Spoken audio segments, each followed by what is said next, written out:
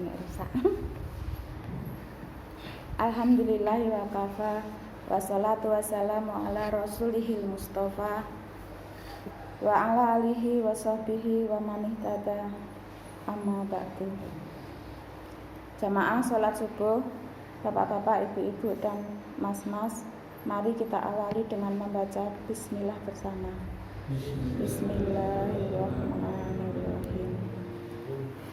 Bersyukur kepada Allah dengan mengucap alhamdulillahirabbil alamin.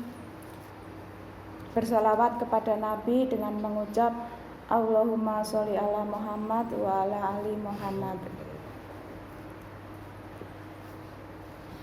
Sebelumnya saya minta maaf karena Rabu kemarin saya berhalangan hadir, tapi tidak WA Bu Endang atau Pak Pur.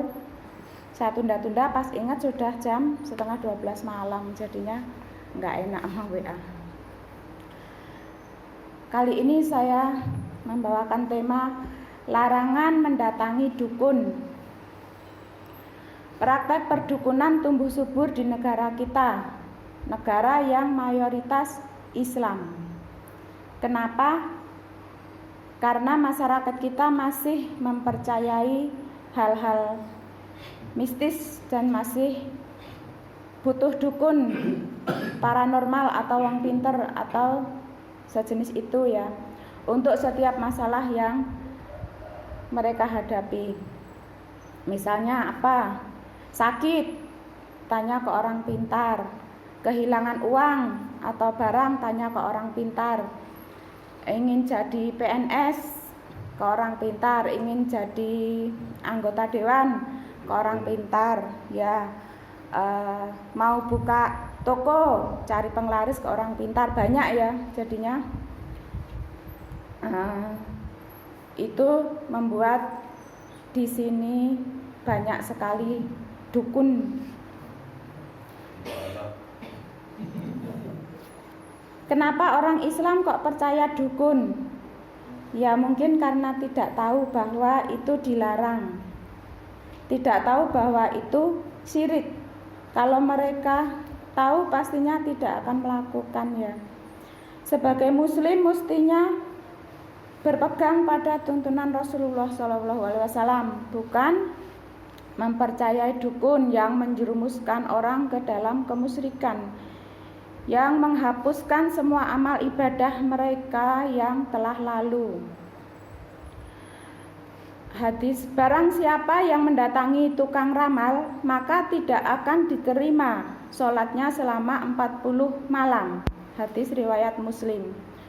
Kemudian dari Abu Hurairah, Nabi SAW bersabda, barang siapa mendatangi dukun atau tukang ramal, lalu dia membenarkan apa-apa yang dikatakan, sungguh dia telah kafir terhadap apa yang telah diturunkan kepada Muhammad SAW.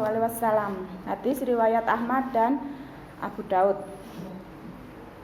Kemudian dari Aisyah radhiyallahu anha, ia berkata, beberapa orang bertanya kepada Rasulullah tentang dukun-dukun. Rasulullah bersabda kepada mereka, mereka tidak memiliki kebenaran sedikit pun. Lalu mereka berkata lagi, wahai Rasulullah, terkadang para dukun itu menyampaikan sesuatu yang benar terjadi. Rasulullah menjawab, kalimat yang mereka sampaikan itu datang dari Allah yang telah disambar oleh para jin.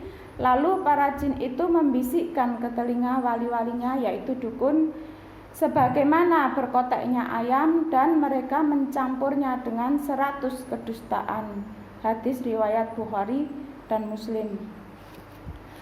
Jamaah yang dirahmati Allah, jangan heran ya kalau ada orang yang konon bisa tahu hal-hal gaib, misalnya indigo, atau yang pandai menerawang gitu, menerawang masa depan, apa akan terjadi di masa depan, karena mereka itu menggunakan jin, tapi kebenarannya 1:100, sekali benar 100 bohongnya, demikian hadisnya. Dan dukun di zaman Rasulullah pun sudah ada, namanya Ibnu Soyad. Dia bisa melihat yang ada di pikiran orang. Dia pun bisa melihat singgasana iblis di lautan. Tapi ketika dites oleh Rasulullah SAW, dia tidak bisa mengatakan semua yang ada di pikiran Rasulullah.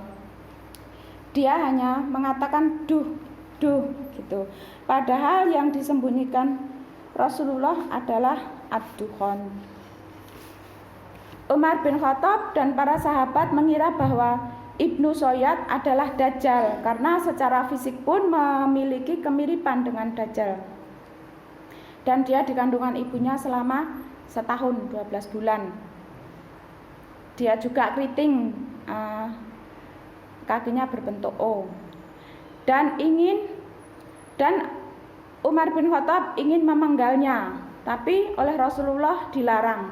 Karena kalau dia benar Dajjal, maka Umar bukan tandingannya. Kalau bukan Dajjal, tidak ada kebaikan bagi Umar. Dari kejadian itu, Ibnu Soyad dijauhi para sahabat. Bahkan sampai dia masuk Islam sepeninggal Rasulullah, dia masih dijauhi oleh para sahabat dan sampai berniat bunuh diri karena dituduh Dajjal. Begitu dukun di zaman Rasulullah dijauhi oleh para sahabat. Bukan seperti di Indonesia. Kalau ada yang mengaku indigo atau sejenisnya justru menjadi ngetop. Quran surat An-Naml ayat 65. Bismillahirrahmanirrahim.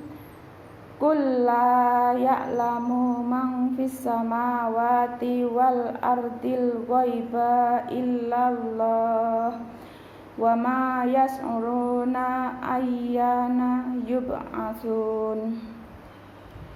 Katakanlah, tidak ada seorang pun di langit dan di bumi yang mengetahui perkara yang gaib kecuali hanya Allah. Jadi jangan percaya dukun karena kita akan dianggap kufur. Dukun-dukun itu tahu karena dibantu jin. Dan kerjaan setan kita tahu adalah menyesatkan manusia, mengadu domba dan sebagainya. Ada cerita dan ini sungguh-sungguh. Beberapa orang teman saya panggil orang pintar, indigo katanya indigo, dengan berbagai keluhan. Ada yang satu boyoknya sakit, mungkin kecetit ya. Ada yang satu asam lambung, ada yang satu sakit sini itu. Tapi pokoknya sakit secara medis, sudah berobat ke dokter juga. Dan apa kata si indigo itu? Ini diganggu penunggunya rumah ini. Terus pada akhirnya mungkin karena dia senang disuruh-suruh ya kan dibayar, dimintai, ditanya-tanyai. Akhirnya berikutnya lagi tebakannya lebih sadis, yaitu mengatakan bahwa pemilik rumah ini punya ingon-ingon, ingu-ingu. Terus kalian dijadikan salah satunya tumbal. Nah itu kan fitnah ya, fitnah yang mengerikan.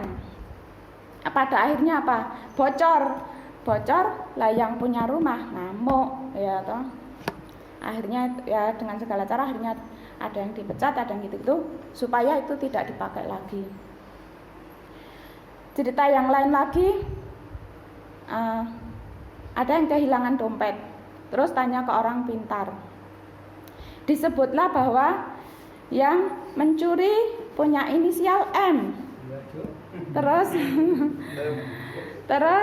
orangnya suka wirawiri di rumah kamu, gitu kan? Lah, kebetulan ada satu family yang punya inisial itu. Terus si yang kehilangan ini berniat menginterogasi, piye ya tak takonane nang endi ya gitu.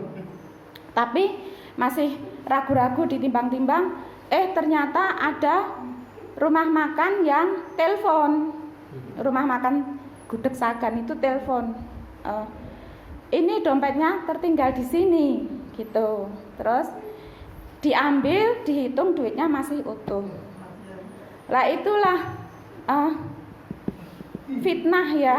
Jadinya menebak-nebak kayak gitu yang akhirnya adalah terjadi keributan ya, terjadi perselisihan, permusuhan hanya karena percaya omongan si dukun. Ya begitulah kerja setan, mengadu domba, memfitnah. Jadi bikin bubrah ya hubungan. Tidak memberi solusi, tapi justru membuat pertengkaran. Kalau berobat ke ahli ruqyah yang syar'i boleh. Biasanya cuma dibacakan ayat Quran dan didoakan agar Allah Subhanahu yang menyembuhkan. Dan yang benar adalah hanya mendoakan tanpa menyebutkan ini digawe sopo, ini disantet sopo. Biasanya tidak mau, karena itu bukan wilayah dia. Dan ini ada pengalaman juga dulu waktu masih saya SD. Bapak saya kan ada tamu orang Pak Yai namanya Tobagus Zen Ahmad. Itu membuat pondok di sekitar situ. Terus berkunjung ke tempat bapak saya. Kebetulan ada Pak Camat atau pegawai camat gitu waktu itu ya bersama istrinya. Istrinya itu dengklang. Terus Pak Yai tanya, itu kenapa gitu. Terus enggak tahu bah, sudah ke dokter, sudah ke rumah sakit berkali-kali, pernah juga dioperasi, tetapi tetap aja dengklang tidak sembuh. Lah yang begini mungkin memang ini non medis ya. Karena sudah ke medis ternyata tidak sembuh. Kemudian Pak Yai mendoakan. Dan saat itu dia berjalan normal. Tetapi Pak Yai tidak mau mengatakan apa-apa, pokoknya mendoakan saja dan alhamdulillah dia sembuh. Ya itu mungkin waktu saya pernah tanya sama Ustadz Nunu itu mungkin ilmu hikmah. Jadinya ya wallahu a'lam ya. Atau mungkin itu yang sekarang itu ruqyah itu mungkin ya. Demikianlah kultum dari saya. Semoga kita terhindar dari kemusyrikan. Jangan pernah percaya dukun dan semacamnya karena sebagai seorang muslim itu dilarang. Kita akhiri dengan membaca hamdalah bersama. Alhamdulillahirabbil alamin. Wassalamualaikum warahmatullahi wabarakatuh.